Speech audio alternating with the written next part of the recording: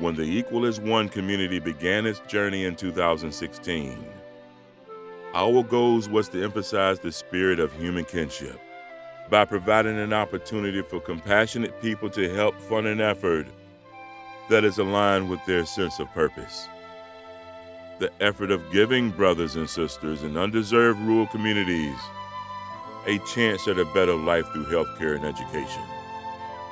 I have been part of several trips. I've done a lot of medical missions, but I went with Equal as One because we wanted to start a new medical outreach with them.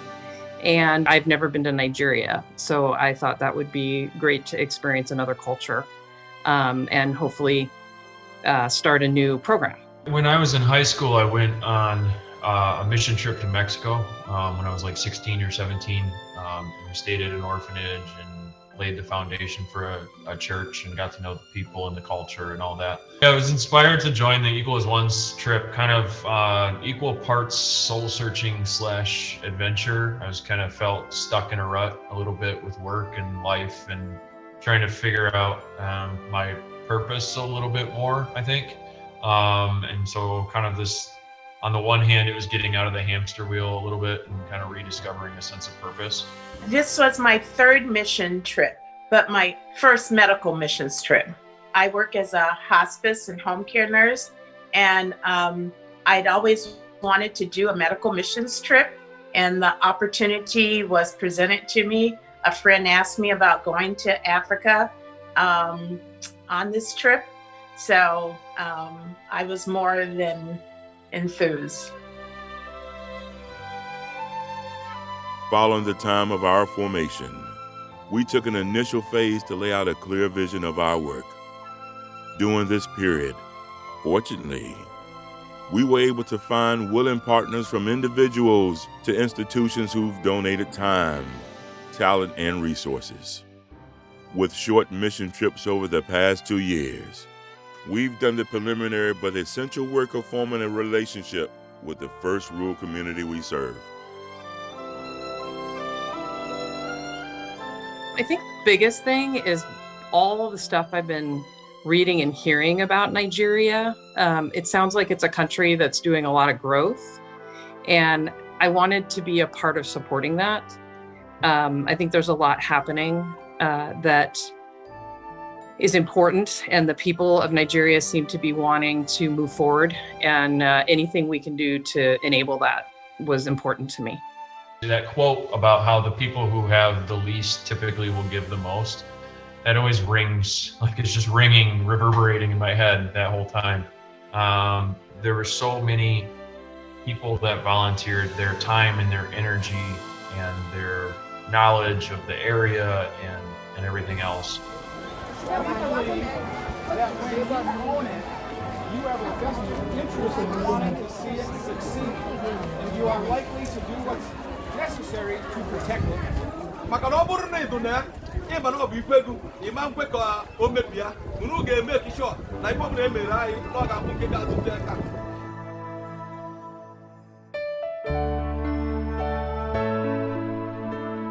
You know, we have all these material things, but at the end of the day, a lot of people here with all the material things are somewhat miserable. And then you go somewhere where people have nowhere near the amount of opportunities and or material items, and yet they're happy.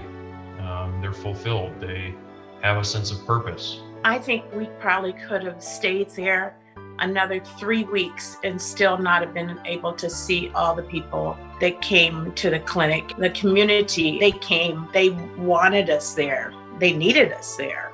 There was one in particular, a young boy about 8 years old, and he had come into the clinic. He had a toothache, and one of the doctors had prescribed chewable Tylenol for him to take.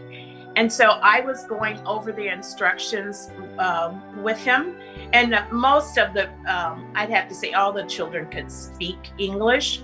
A lot of the adults could not, but most of the children could speak English, but I had an interpreter with me. So I was going over the instructions about the Tylenol, and I was telling him that He needed to take chew 1 to 2 tablets every 4 to 6 hours for pain. And if he wasn't in pain, not to take them. And my interpreter asked him if he understood the instructions. He says, "Of course." And she said, "Well, repeat them." He said, "I chew 1 to 2 tablets every 4 to 6 hours if I'm in pain. If I'm not, I don't."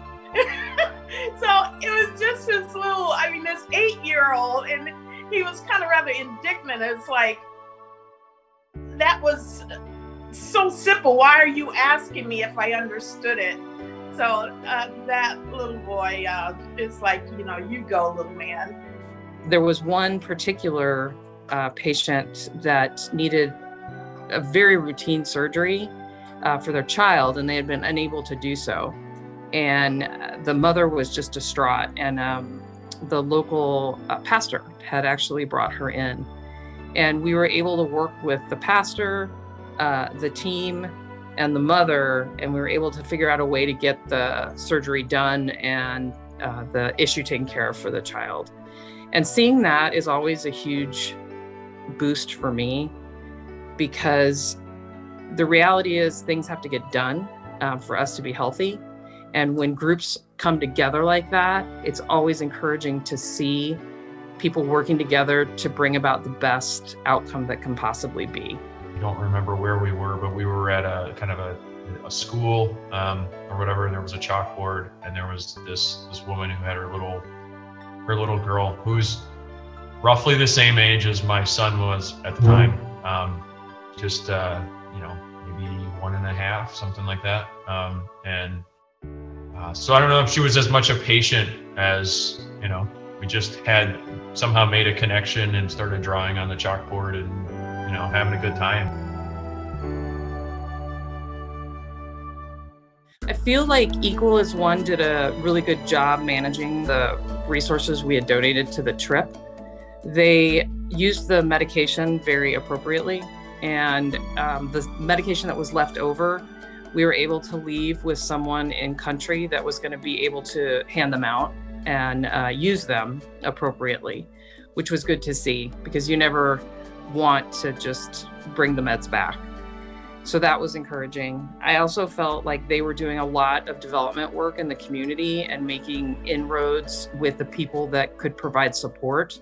And that is always encouraging to see, instead of being just a group that comes in and does something and then leaves. It's so important to be integrated into the community, and I was really glad to see that they were putting resources and energy into that. History will always remember 2020 as the year the world changed, the year that pushed us to recalibrate our approach to life and living. Even though 2020 has given rise to despair, the things we've been able to achieve with the help of our generous donors like you is enough to inspire hope for the future. Please still stand with us. Support us as we continue to write this story about the spirit of human kinship.